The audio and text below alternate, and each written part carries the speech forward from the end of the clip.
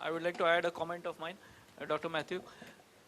Training has to be done before we buy a machine, not after we buy the machine. Means, suppose there are, say, same machine is being manufactured by 4 people, all those 4 people, rather than discussing the commercial aspect, they should come and discuss, they should train on the machine, not just tell the features and and then only it will be more informed decision kind of thing. Thank you, sir. And at the onset, I would like to thank the organizers and Aditya Jyot Hospital for giving me an opportunity to discuss about something which is very dear to me, about what modern refractive surgeons should know about optics. I tried hard to make this as simple as possible. So it's not that we have really understood everything in optics. In many places, I may be wrong or I may be misunderstood. So I would request all the audience and the moderators, chairman, to just correct me if there is any issues on that regard. So we are not trying to portray something which we have mastered. The basic foundation of understanding, this is what Matthew started off, is trying to gain knowledge. Reason is we try to get this kind of CMEs both in Bangalore and here, is to improve on our understanding of our knowledge. We have gone through a lot of phase of understanding optics itself, which I feel is a foundation. If I can just answer the question one of the postgraduates mentioned here, for an ophthalmologist at a postgraduate level at this point of time, the most important thing you should know is try to understand the optics, because the complete foundation of your career is going to be based on optics.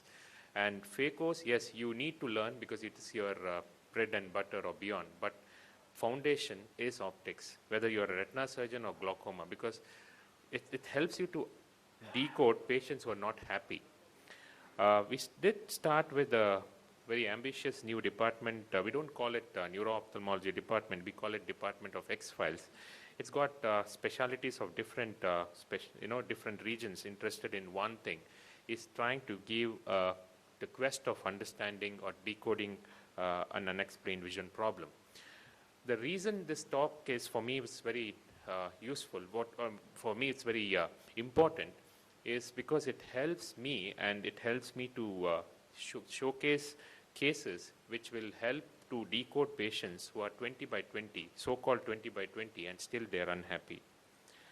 Let's look at the quality of vision. If you look at the quality of vision, we all know that these are all patients of they're not patients, they're all my own fellows who have vision more than 6.5, very good vision. They're all 6 by 6. And if you see each chart is not the same. This is basically through optics, using this technology, we can actually decode how a patient is actually seeing. And that is what is very important today, because many times patient they come with a lot of problems. And we look at the quantity of vision. When you say quantity of vision, we look at the Snellen visual quality and say you're normal. Let's look at this. Even this is 6 by 6. The patient is able to see, but is not happy. Now, what do you do with them? So that's where the optics plays a major role. So in the next 20 minutes, what I'm going to discuss is a few questions. What is perfect vision? What are the metrics to measurement of this perfect vision? What is an image quality, and how does an image quality change with your quality of vision? And the clinical pearls. Each level will try to go with some examples so that make it a little more interesting. So managing patient expectation is going to be a big problem, because now we are looking at patients who demand a lot, and we assume that we can give them what they want because we have the best of technologies. This is a simple definition from the patient's point of view of all the statistical parameter we use to study. The efficacy for him and the predictability, safety for the patient is completely different from what it actually means. Look at the safety for him, the complication is zero. That's a safety factor. And he thinks that whatever we do, he or she thinks that whatever we do, he can it's a reversible procedure. So it's very important that we understand the eye as a system before we do any of the surgical procedures. There are a lot of irregularities, imperfection in your optical system. Even though it's compared like a camera, it's not a perfect system. It starts with your tears and it may end with your retina, including the changes in your lenses.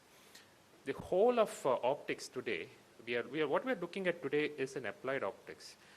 We're not looking at the foundation of optics is definitely your geometric optics and the optics which we all aware of.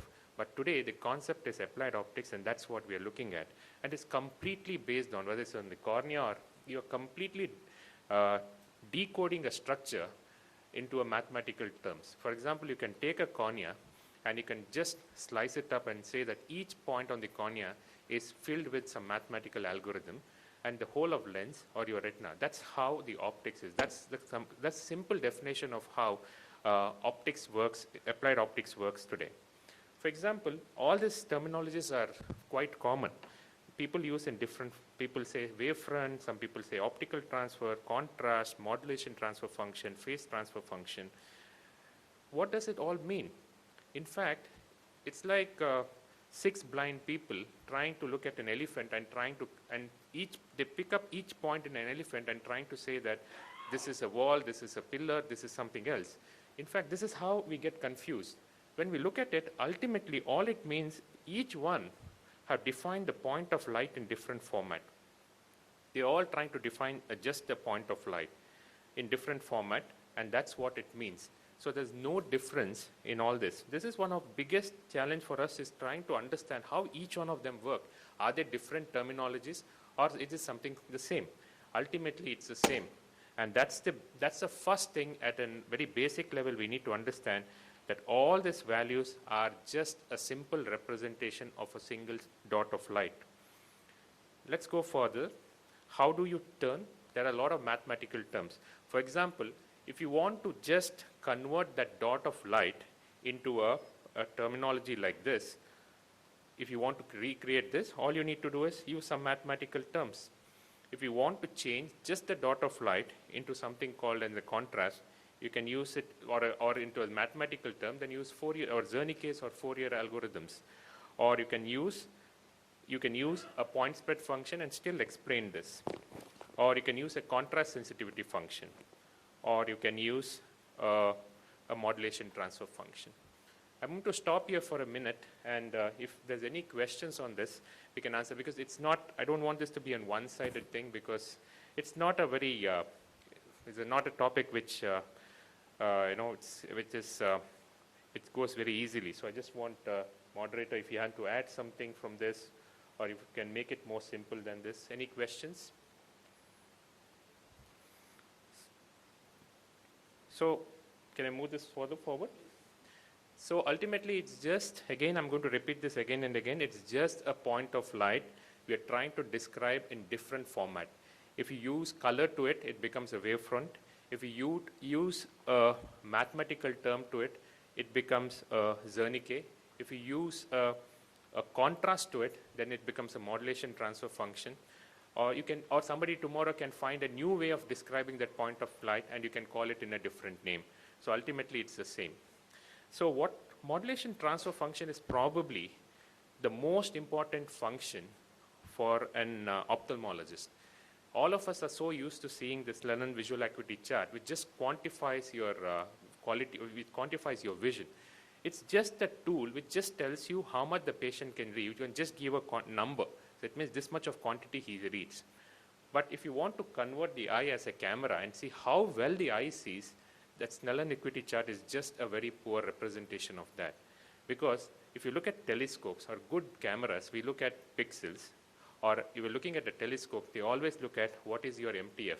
Or when you're intraocular lenses, you look at an MTF. MTF just means your quality of vision. So what is an MTF?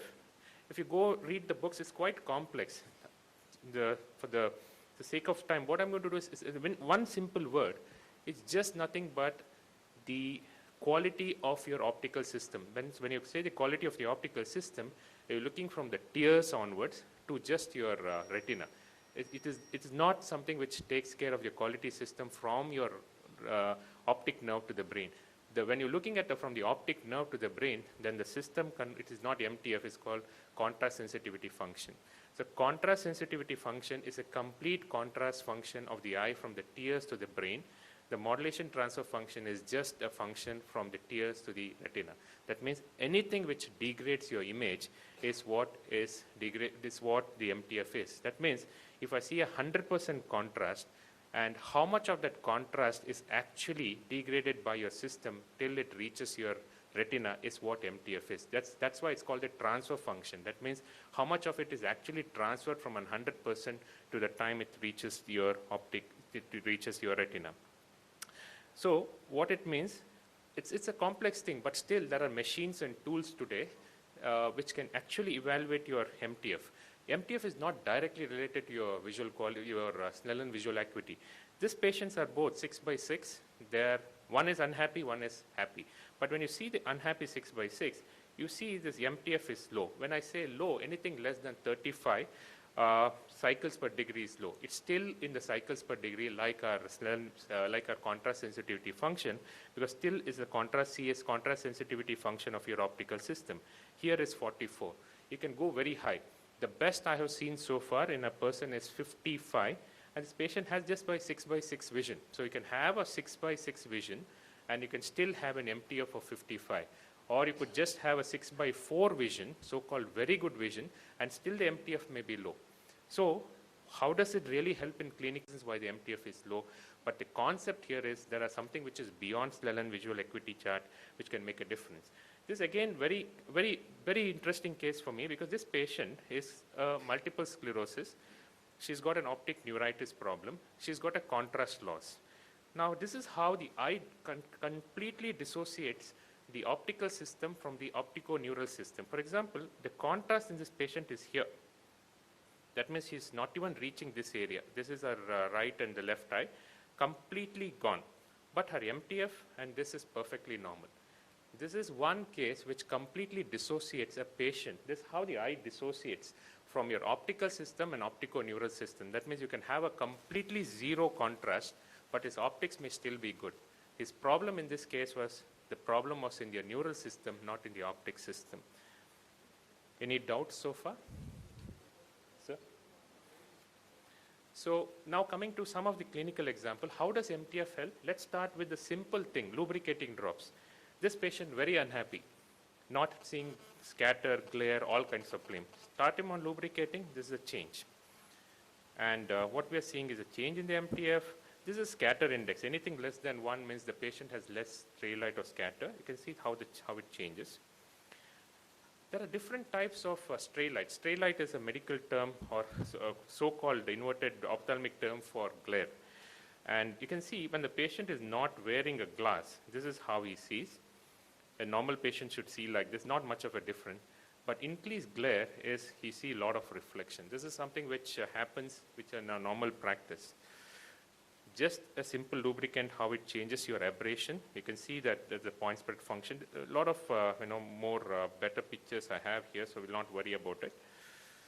And this case I discussed with my colleagues yesterday in the Tear Film Society. A patient very unhappy. He even needs a psychiatric treatment because his aberrations. When you're looking at an aberration, we look at a root mean square.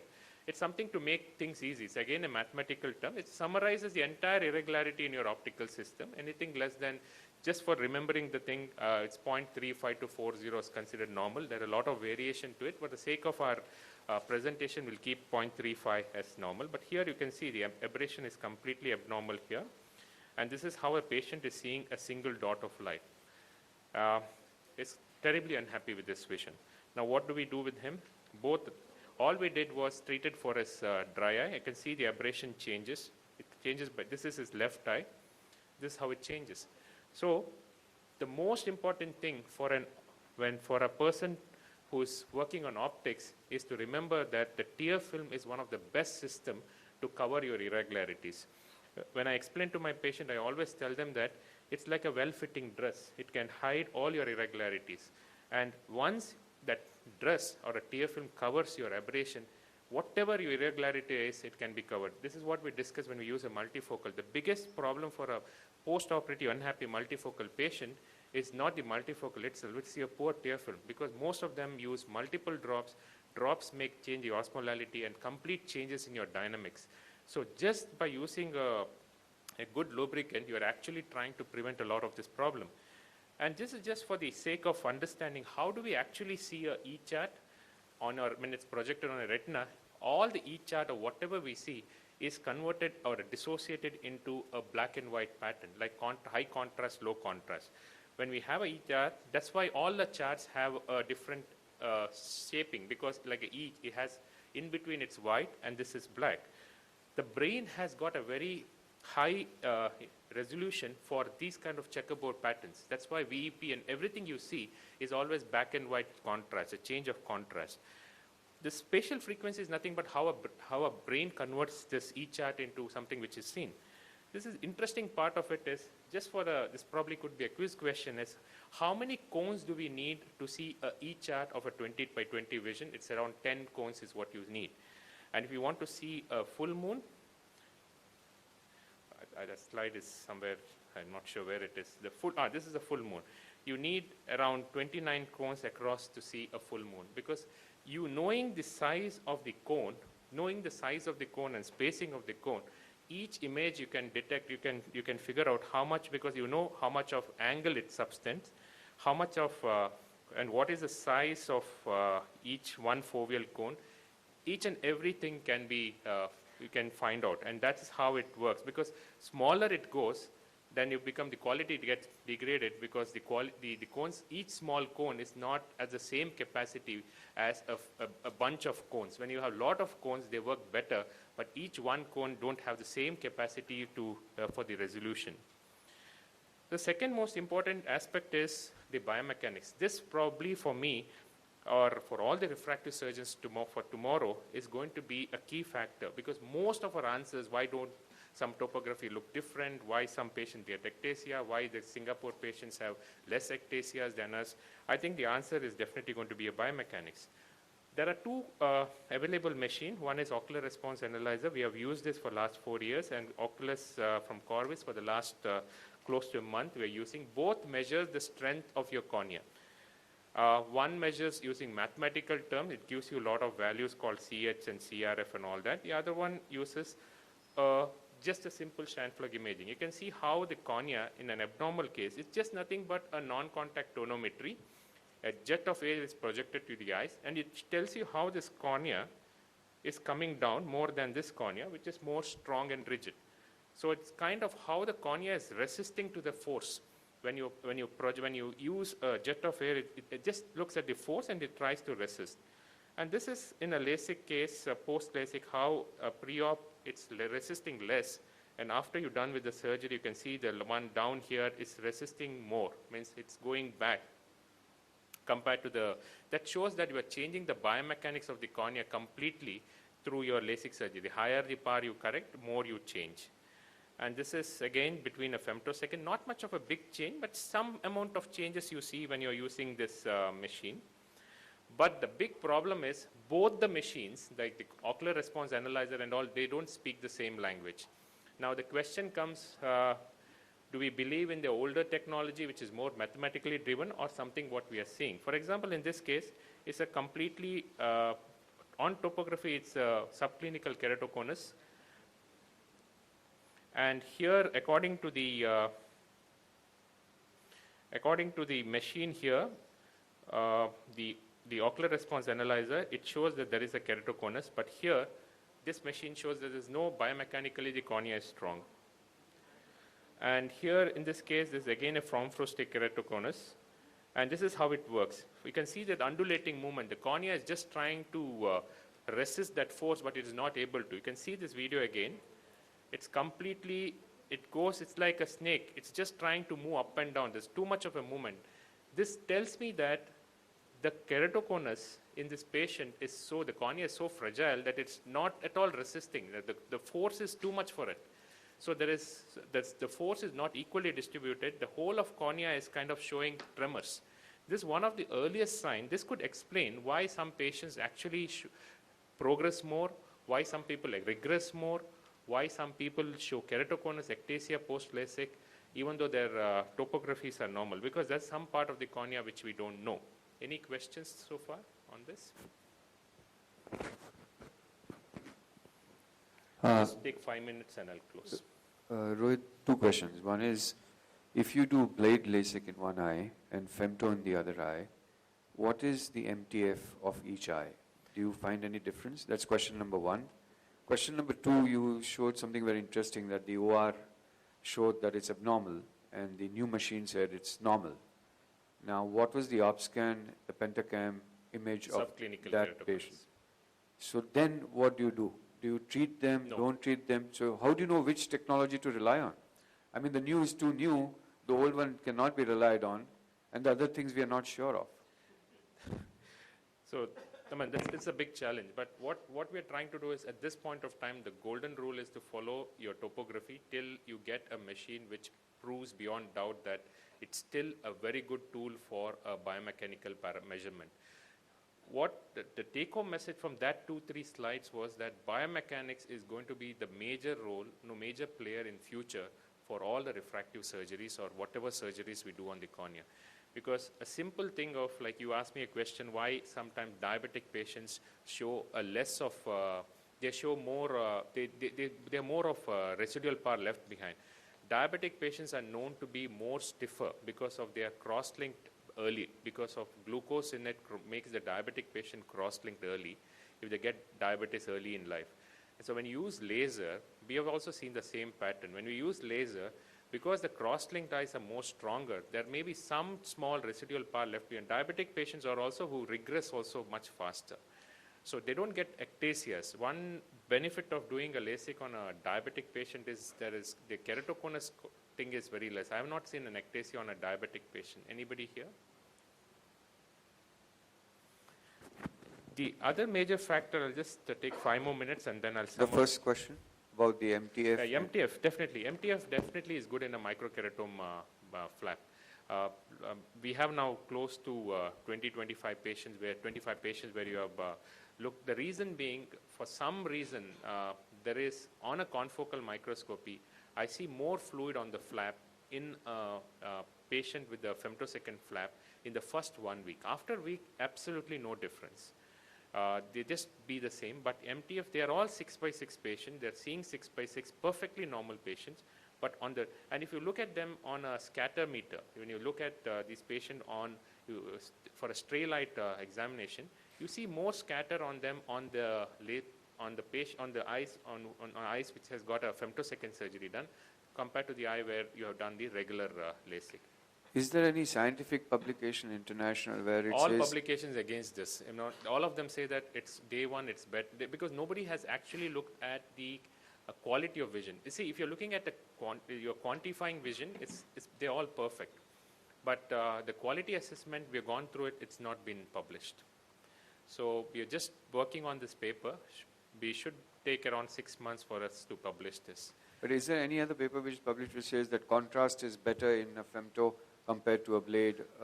Most of them are done by the company sponsored. I don't know. Are you aware of any papers like that?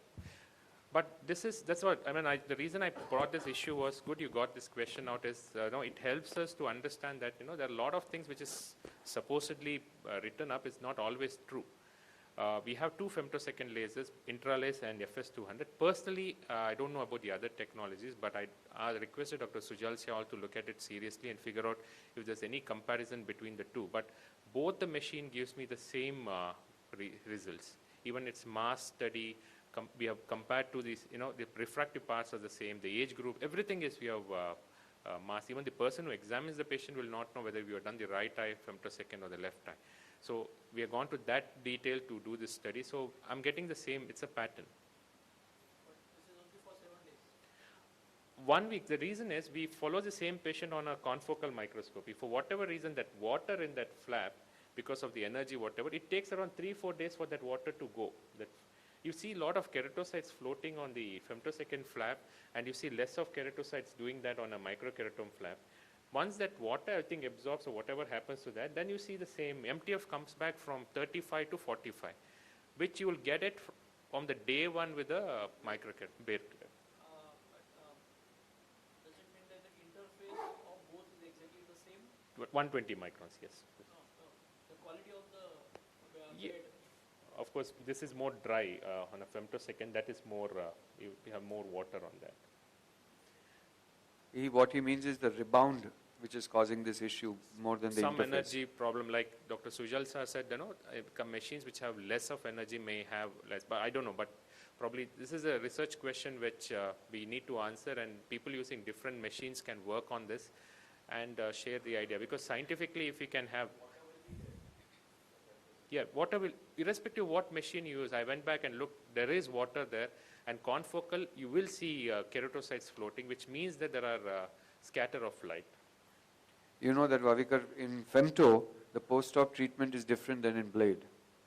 So many doctors use spread acetate in femto post-op, and they use FML in blade. That may explain because of the more inflammation that you get in femto compared to blade. Generally, there is an impression that the flap, whatever increase in abrasions you get post lacing, it is because of the quality of the bed, the interface, and it is presumed that the quality of the bed you get, would be better in a femto as compared to micro. I was asking with that result, No, he's sir. saying there is no difference. Now, after a week, you might feel that, this is little better and all that, but that most of the time is dependent on the laser you give. So if it's the same laser machine, then I don't see a problem, but it's a transient phenomenon. Definitely it's a transient one, but what I do now is I advise, see, microkeratome patient, we ask them to drive vehicle next day, or you can go in the night and all that. But femtosecond patients, so far they're not very comfortable driving in the night for the first 3-4 days. So that may be a,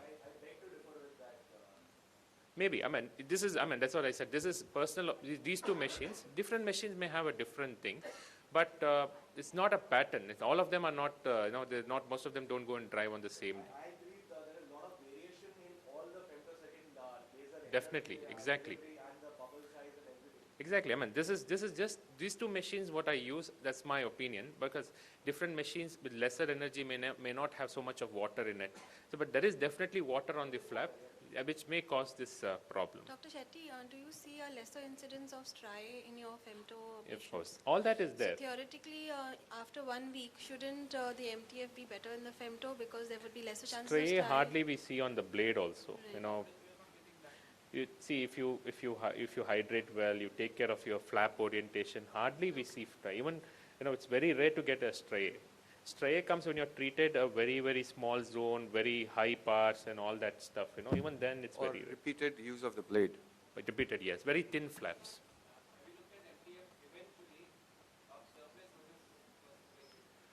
Surface versus LASIK we have done. After 3 months, it's more or less the same. Surface is actually, they come back to normal. There's no scatter at all.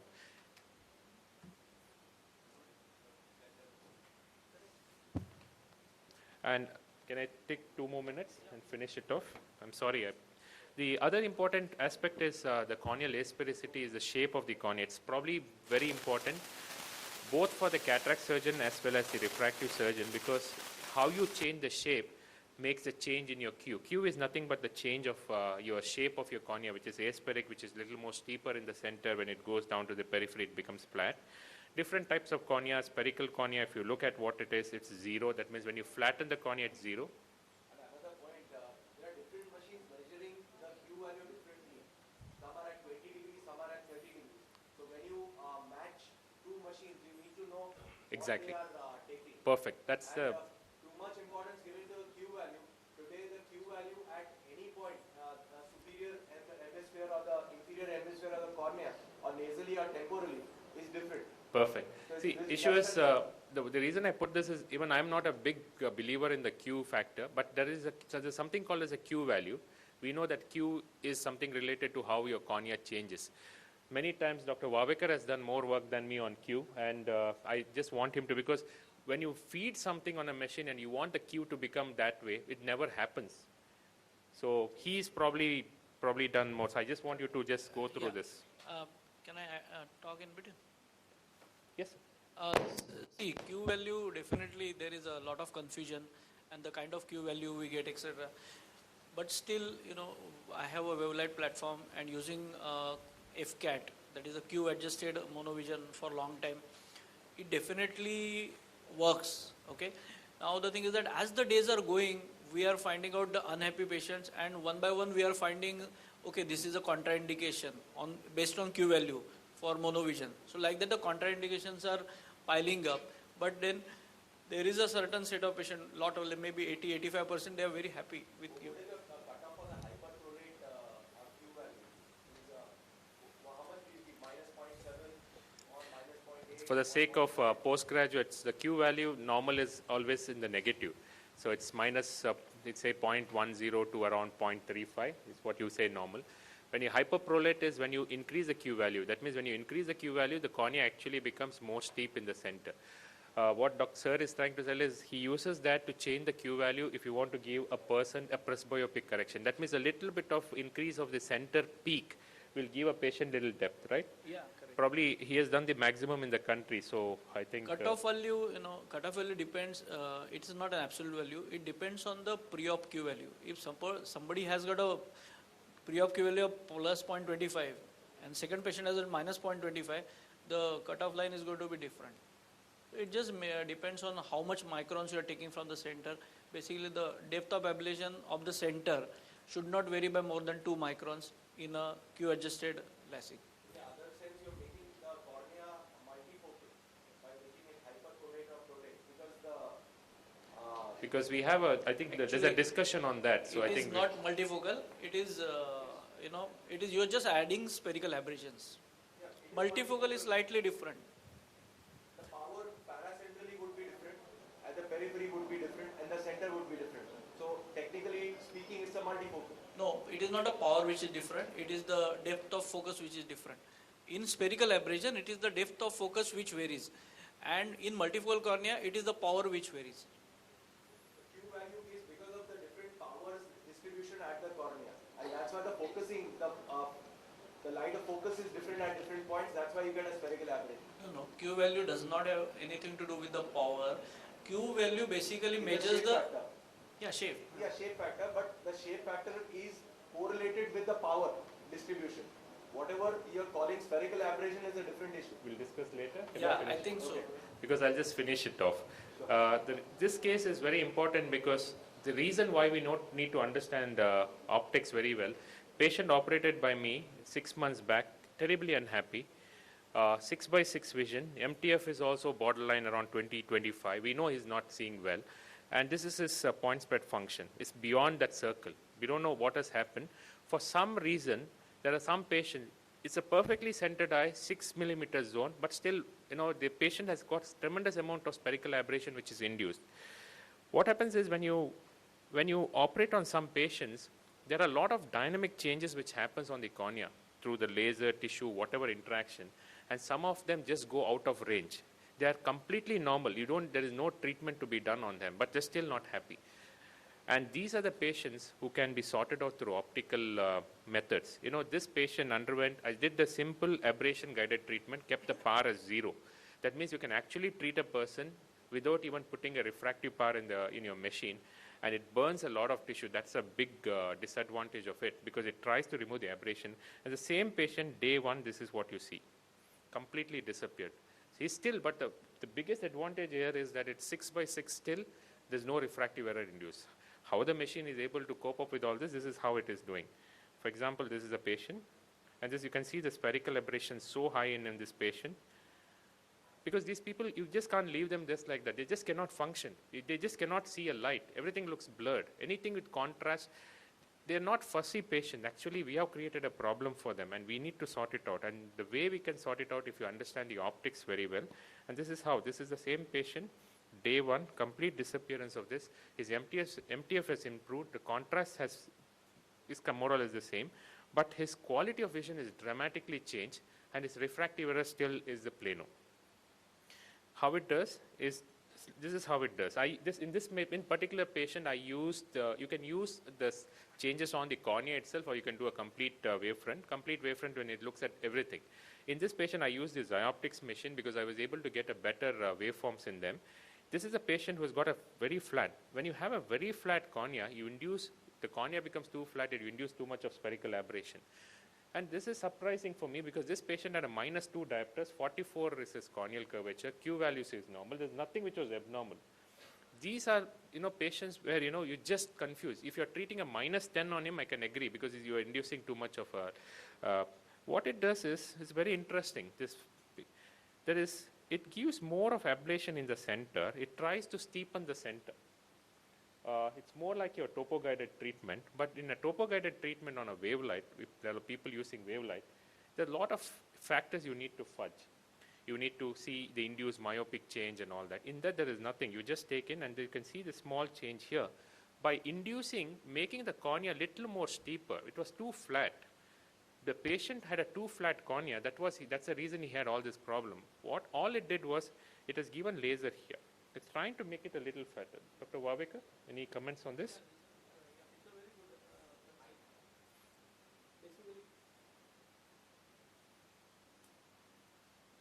Yes. Okay. It's a very good concept. Basically, what he's trying to do is trying to fix the myopia at the same time preventing the spherical aberration induced by too flat a cornea. What we did was just, in simple terms, making a steep, very flat cornea, little more steeper, little more bumpier. So that completely changed the patient from a very unhappy to a very happy patient.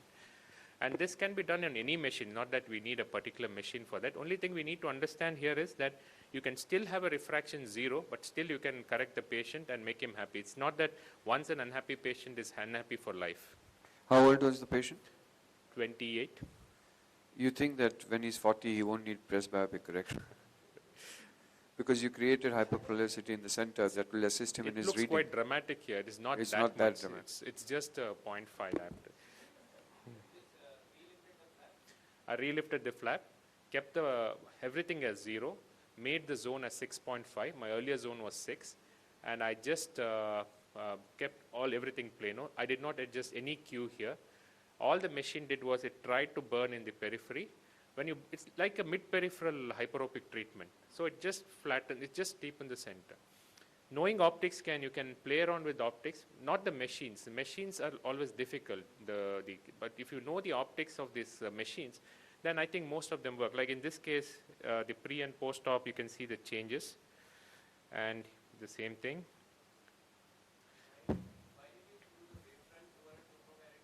See, if I'm getting a very reliable values on my wavefront, means my values are good, then wavefront would be a much better option in a young patient.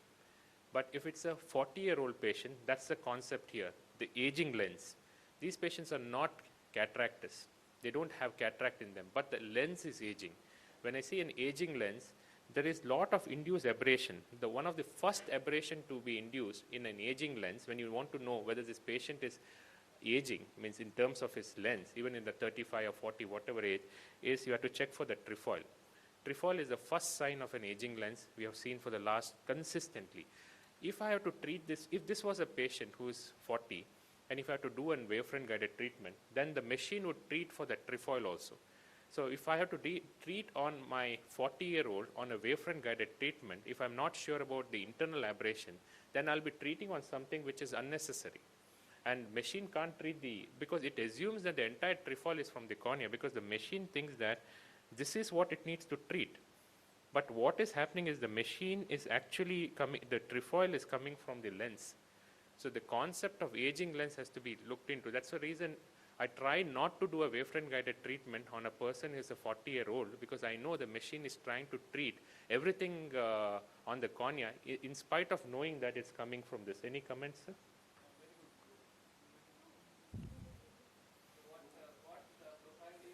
I've used a simple profile. The reason is, if you go back, I used to get a lot of overcorrection on a customized, those Xioptics days, on a customized treatment patient when I'm treating on a person who is 40-year-old plus. And when you go back and see, the machine was considering the spherical aberration which is happening on the patient of a 45-year-old as though it's coming from the cornea. The aberrations are all dissociated. You can have a corneal aberration, internal, and even retinal also. But if you're treating the corneal aberration, the lenticular aberration as though it's coming from the cornea, that means you are overcorrecting them. That's one of the reasons why many of these aberrometries usually have an overcorrection. You have to actually reduce, because you're trying to correct everything on the cornea which you should not. That's the...